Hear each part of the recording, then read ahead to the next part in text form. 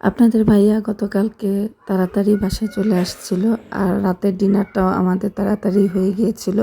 তো রাতের ডিনারের পরে আমরা একটু বাইরে গিয়েছিলাম আর কি করেছি তা নিয়ে থাকছে আজকের ভিডিও। আসসালামু আলাইকুম, কেমন আছেন সবাই?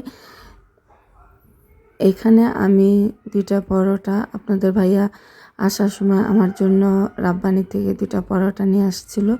আর গরু মাংসটা তো রান্না করাই ছিল, তো এখানে গরু মাংস দিয়ে আমি পরোটাটা খেয়ে নিচ্ছি। আর আমি যে শেষ ভাত কবে খেয়েছি আমার মনে নেই। আমার ইদানিং খুব বেশি পরোটা খাওয়া হচ্ছে, পরোটা আমার খুব বেশি ভাল লাগে, মানে ভাতের চেয়েও বেশি রুটি পরোটাটা আমার বেশি পছন্দ। তো আপনাদের ভাইয়া আর আমি দুজনে মিলে খেয়ে নিচ্ছি।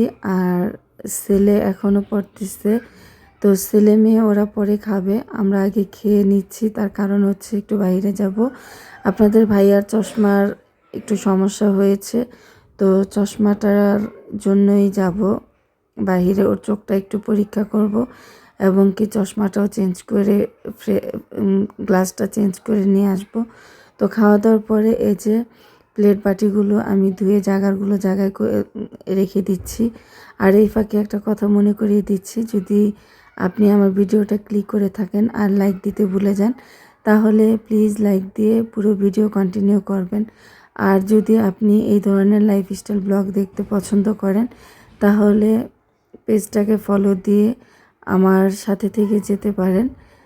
আর অল অপশন বাটনটা ক্লিক করে রাখবেন, আমি যখনই নতুন কোনো ভিডিও আপলোড দিব সাথে সাথে নোটিফিকেশন চলে যাবে আপনার মোবাইলে, আর আপনি সময় সুযোগ করে দেখে নিতে পারবেন।